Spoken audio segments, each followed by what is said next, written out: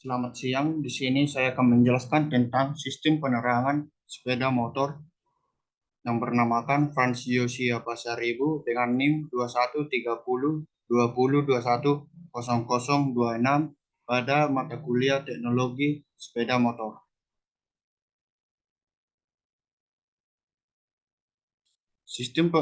Pengertian sistem penerangan. Sistem penerangan kendaraan bermotor sangatlah penting keberadaannya saat kendaraan motor digunakan. Sistem penerangan berfungsi sebagai pemberi tanda bagi pengendara yang terbagi dalam beberapa sistem, antara lain sistem lampu penerangan depan dan lampu peringatan. Teknologi sistem penerangan berkembang dengan cepat. Pengetahuan tentang sistem penerangan sepeda motor dapat diperoleh melalui pengalaman kerja di lapangan maupun saat praktik di laboratorium. Sistem penerangan berfungsi sebagai penerang utama sepeda motor pada saat beroperasi pada keadaan gelap atau terutama pada malam hari. Sistem penerangan sepeda motor dibagi menjadi dua sistem, yaitu penerangan tipe AC dan sistem penerangan tipe DC. Sistem kelistrikan pada sistem penerangan sepeda motor terbuat dari rangkaian kelistrikan yang berbeda-beda.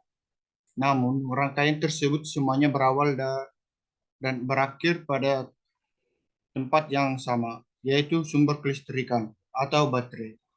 Dari hasil pengambilan data atau modul sistem penerangan pada sepeda motor dengan cara membandingkan dari sepeda motor, modul menggunakan rumus perhitungan dapat diketahui arus dan tegangan yang didapatkan pada masing-masing bohlam dan bisa divisualisasikan dengan menggunakan grafik perbedaan dari tiga perbandingan tersebut. Selanjutnya, komponen-komponen sistem penerangan. Yang pertama, power atau aki. Kedua, sambungan pengaman atau pushbeam link. Ketiga, fuse atau skring. 4, yaitu kunci kontak. 5, kabel sebagai penghantar atau wiring. Selanjutnya, konektor, saklar kombinasi, relay, flasher, beban, atau lampu. Fungsi dari komponen dalam sistem penerangan. Yang pertama itu adalah baterai. Dalam sistem penerangan berfungsi sebagai sumber arus listrik secara atau direct current. Baterai ini merupakan komponen elektronika kimia yang dapat menghasilkan tenaga listrik melalui reaksi kimia yang terjadi antara elektrolit baterai dan plat baterai. Pada sistem penerangan atau rangkaian kelistrikan baterai tidak menjadi sumber tenaga listrik utama. Tenaga listrik utama terletak pada sistem pengisian. Baterai yang biasanya dipakai untuk sistem penerangan yaitu 12 volt.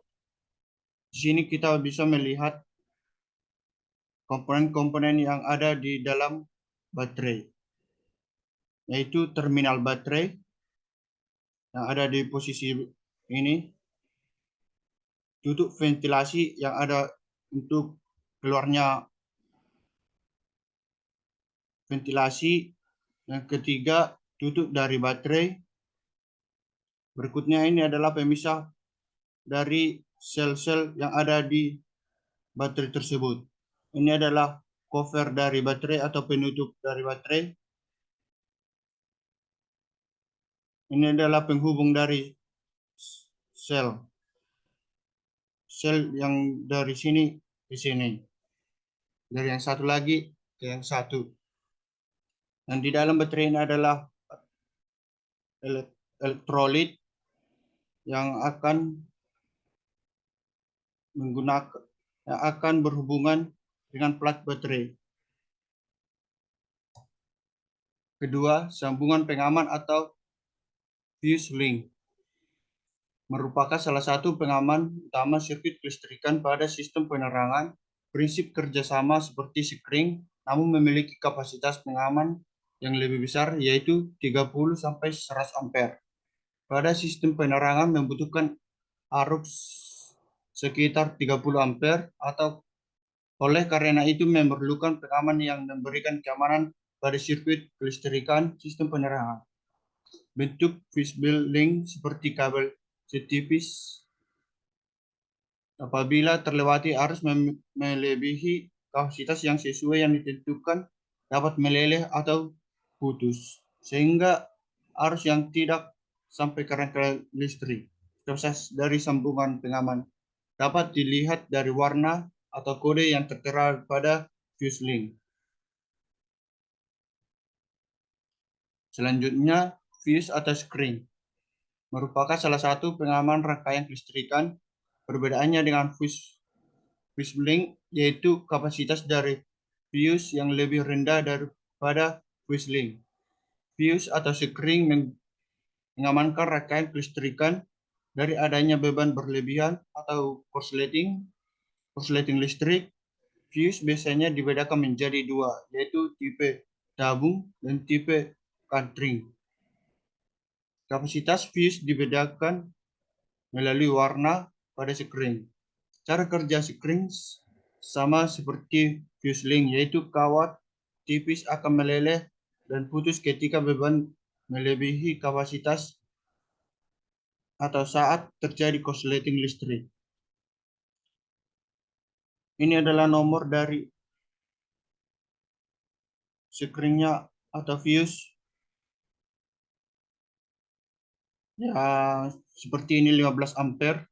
Dan ini adalah kabel atau kawat yang tipis yang ini akan menjadi terputus jika melewati dari arus tersebut. Ini adalah kaki screen-nya. Dan inilah terbuat dari tipe tabung kaca. Selanjutnya, kunci kontak. Kunci kontak berfungsi sebagai saklar utama dalam sistem kelistrikan, termasuk sistem penerangan. Kunci kontak menghubungkan berbagai sistem kelistrikan dengan suplai utama kendaraan, yaitu pengisian, dan baterai. Kunci kontak memiliki 4 terminal, yaitu B, ACC, IG, dan SD. Yang berikut ini terminal B yang dihubungkan ke ACC, yaitu menghubungkan sistem kelistrikan seperti arus aksesoris seperti audio atau alarm yang ada di dalam mobil, tetapi kalau di sepeda motor yang seperti cek untuk aki amper baterai. Yang kedua, terminal IG digunakan untuk menghubungkan sumber tenaga listrik dari koil dan beban yang lainnya membutuhkan. Kalau terminal ST digunakan untuk menghubungkan dari starter. Berikutnya, kabel penghantar atau wiring merupakan komponen sistem kelistrikan yang berfungsi untuk menghubungkan suatu komponen dengan komponen lain pada sistem penerangan. Kabel penghantar terbuat dari sebuah konduktor yang dilengkapi dengan isolator pada bagian luar. Ukuran kabel digunakan tergantung beban yang mengalir pada kabel penghantar tersebut. Yang berikutnya, konektor. Konektor merupakan komponen sistem penerangan berfungsi untuk tempat penyambungan kabel, melindungi dari sambungan, dan mempermudah pemutusan atau penghubungan sambungan. Pada umumnya, konektor dibagi menjadi dua, yaitu male dan family. Banyak lubang konektor yang disesuaikan dengan kebutuhan dari konektor itu tersebut. Beginilah gambar dari konektor atau penyambung kabel. Yang ketiga, saklar kombinasi merupakan saklar yang digunakan untuk mengoperasikan berbagai lampu yang ada pada sistem penerangan. Saklar ini berfungsi untuk menghubungkan sumber tenaga listrik dengan lampu-lampu penerangan. Saklar kombinasi ini merupakan gabungan dari saklar tekan, tarik, dan putar. Berikut ini adalah saklar untuk hazard atau lampu sen kiri kanan. Yang ini adalah klakson. Ini lampu mati, dekat, jauh. Ini adalah Ini adalah untuk starter, untuk kontak hidup otomatis. Selanjutnya, relay. Relay merupakan saklar yang bekerja secara elektromagnetik. Relay dapat menghubungkan atau memutuskan listrik ke berbagai beban yang membutuhkan. Relay bekerja menciptakan medan magnet pada kumparan sehingga saklar tertarik dari yang semula normaling open menjadi normaling close.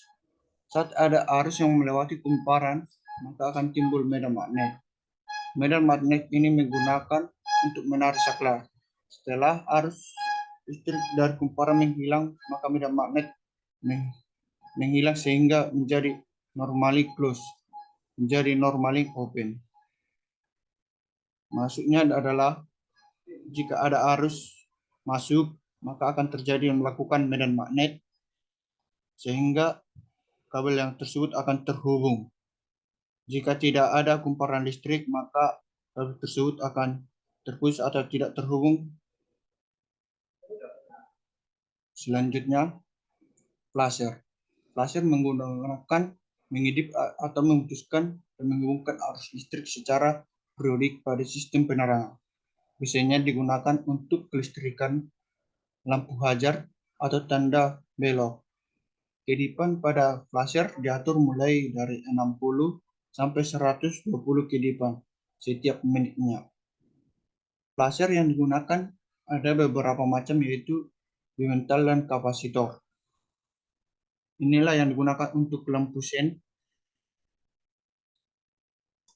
Flasher ini bisa dapat diatur mulai dari 60 sampai 120 setiap menitnya. Yang terakhir adalah lampu. Lampu merupakan komponen sistem penerangan yang menghasilkan sinar atau cahaya. Lampu merupakan sumber cahaya yang bekerja dengan prinsip apabila ada arus yang mengalir melalui kumparan yang halus, melalui tambahan dan titik lebur yang tinggi sehingga adanya timbul cahaya. Prinsipnya seperti kuil yang dipanaskan akan menghasilkan sinar atau cahaya. Karena tahan atau titik lebur yang tinggi sehingga cahaya ditimbulkan lebih besar. Ada beberapa jenis lampu yang digunakan, yaitu BMAT atau lampu kawat Visor dan lampu LED atau lighting emitting diode. Cara kerja sistem penerangan pada motor bensin. Komponen-komponen tersebut terdiri dari saklar, kabel-kabel, power source, lampu kepala, lampu sen, stop lamp, lampu dashboard, lampu DR, atau lampu tambahan. Setiap komponen tersebut memiliki fungsi masing-masing. Saklar berguna untuk menghubung atau memutus arus dari power source ke bagian tertentu yang tersambung. Kabel-kabel berfungsi sebagai jalur arus listrik yang disalurkan dari baterai atau aki motor ke beban. Cara kerja headlamp atau lampu kepala. Lampu kepala terdapat dua jenis penerangan, yaitu lampu jauh atau high beam dan lampu dekat atau low beam. Lampu kepala kerja dengan menyinar bagian depan motor baik jarak dekat maupun jarak jauh. Tidak hanya menyinari saja, lampu kepala berfungsi untuk sebagai penanda untuk kendaraan yang berlawanan. Bayangkan jika lampu kepala tidak berfungsi dan kamu berkendaraan di malam hari. Pengendara di arah berlawanan tidak dapat akan melihat kamu dan tentu saja berbahaya. Pastikan untuk menjaga lampu kepala agar bisa digunakan semestinya. Tidak lupa juga untuk menggunakan lampu jarak jauh atau high beam di kondisi gelap dan tidak ramai, sebab cahaya dari lampu jauh biasanya mengganggu pengendara lain dari arah berlawanan. Cara kerja lampu dekat. Lampu ini akan bekerja secara bergantian. Ketika kamu menggunakan lampu dekat, maka lampu jauh tidak menyala. Begitu juga sebaliknya. Pada motor keluaran lama terdapat saklar yang mengganti penggunaan lampu kepala dekat maupun jauh. Berbeda dengan motor keluaran yang baru yang memiliki teknologi saklar lampu kepala yang otomatis membuat lampu langsung menyala ketika motor sudah dihidupkan.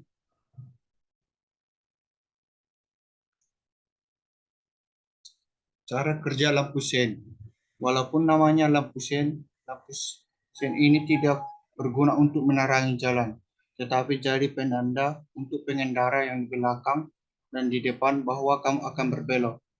Cara kerja menggunakan saklar yang biasanya kamu geser ke kanan untuk menyalakan lampu sen kanan dan geser kiri untuk menyalakan lampu sen kiri, tergantung ke arah mana yang kamu akan belok. Nanti lampu sen akan menyala dengan berkedip-kedip yang dihasilkan oleh flasher yang bekerja untuk memutuskan arus ke lampu secara periodik. Jadi lampu sen yang kamu gunakan nyalakan berkedip-kedip. Selanjutnya, cara kerja stop lamp. Lampu stop lamp juga berfungsi seperti lampu sen, tidak untuk menerangi jalan, tetapi sebagai penanda bahwa kamu melakukan pengereman atau akan berhenti, letaknya pada bagian belakang. Lampu stop lamp memiliki campuran, dua lampu, yaitu lampu tail dan lampu rem. Lampu tail menyala seiring dengan lampu kepala saat motor dinyalakan. Sementara itu, lampu rem menyala ketika kamu menekan rem dan intensitas cahayanya lebih tinggi dibandingkan lampu tail. Dengan pencahayaan dari lampu rem tersebut, pengendara yang ada di belakangmu akan tahu bahwa kamu sedang mengerem atau berhenti.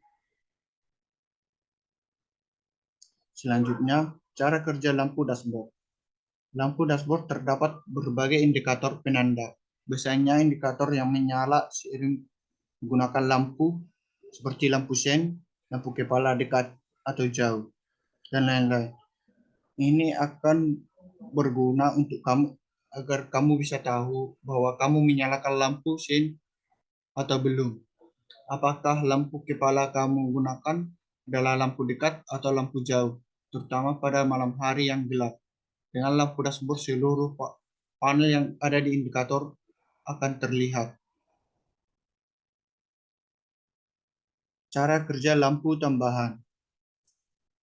Lampu DRL atau Daytime Running Light yang bertujuan sebagai aksesoris tambahan pada sepeda motor untuk meningkatkan tampilan. Lampu ini memang tidak terlalu terang dan biasanya digunakan pada siang hari. Daya yang dibutuhkan juga tidak terlalu besar. Tampilan sepeda motor yang memiliki lampu DRL biasanya terlihat lebih mempesona. Teknologi yang digunakan pada lampu DRL biasanya menggunakan lampu LED strip pada bagian frame lampu kepala. Itu penjelasan mengenai komponen, fungsi, cara kerja sistem penerangan sepeda motor. Dengan penjelasan tersebut, kamu bisa tahu jenis untuk apa lampu-lampu yang digunakan.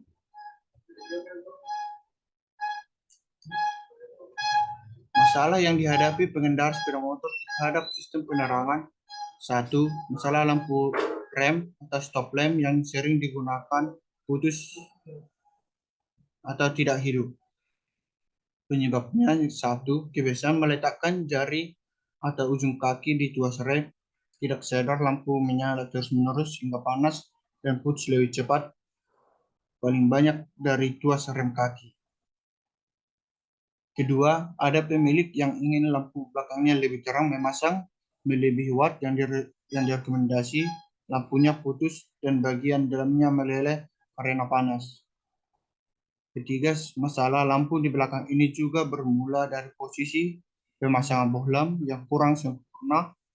Akibat getaran bohlam jadi kendur, akibatnya menjadi bohlam menempel ke plastik pada rumah lampu dan meleleh bagian plastik tersebut.